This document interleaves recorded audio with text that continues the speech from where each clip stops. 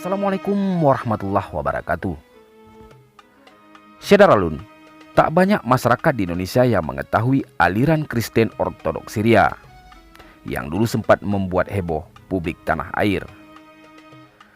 Sebagai salah satu sekte beragama, orang awam yang tidak paham pasti menyangka bahwa mereka beragama Muslim.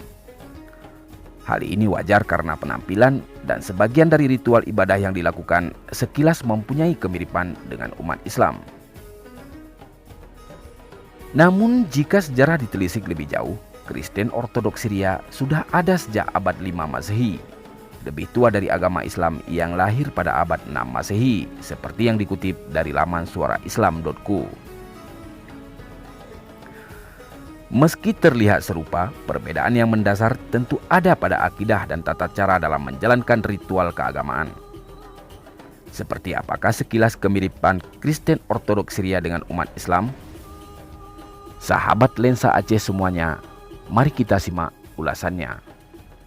Namun sebelumnya, sukai dulu video ini, komen, dan berlangganan dengan channel ini.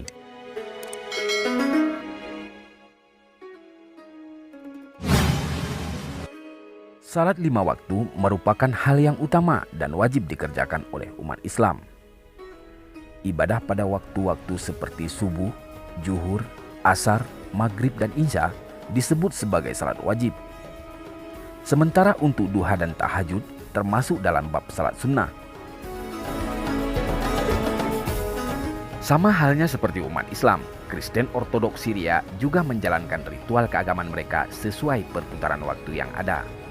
Dilansir dari laman suaraislam.co, mereka mengerjakan ibadah seperti subuh, duha, zuhur, asar, maghrib, isya, dan tengah malam.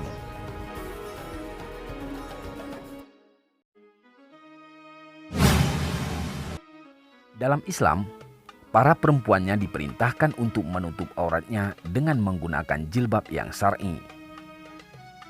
Perintah ini diterangkan dalam surah Al-Ahzab 59 yang berbunyi, "Hai Nabi, katakanlah kepada istri-istrimu, anak-anak perempuanmu, dan istri-istri orang mukmin, hendaklah mereka mengulurkan jilbabnya ke seluruh tubuh mereka. Yang demikian itu supaya mereka lebih mudah untuk dikenal.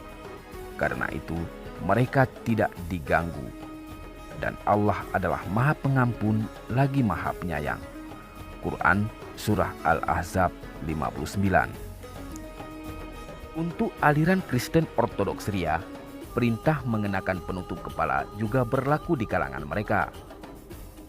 Sebagai contoh, Gereja Ortodoks Timur mengharuskan para perempuannya untuk menutup kepala dengan kerudung, seperti layaknya perempuan Muslim. Tak hanya itu, para perempuannya juga dilarang mengenakan celana panjang dan harus menggunakan rok panjang saat pergi beribadah.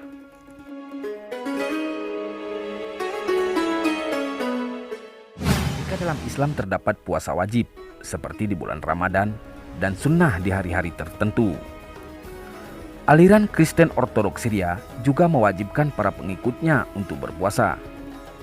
Tentu saja ada beberapa perbedaan tata cara di antara kedua agama, meski sama-sama berpuasa. Dikutip dari laman suaraislam.co, puasa para pengikut Kristen Ortodoks Syria disebut Saumil Kabir atau puasa 40 hari berturut-turut yang dilakukan sekitar bulan April menurut kalender Julius. Jika dalam Islam ada puasa sunnah Senin Kamis, pada Kristen Ortodoks Syria juga dilakukan pada hari Rabu dan Jumat dalam rangka mengenang kesengsaraan Kristus.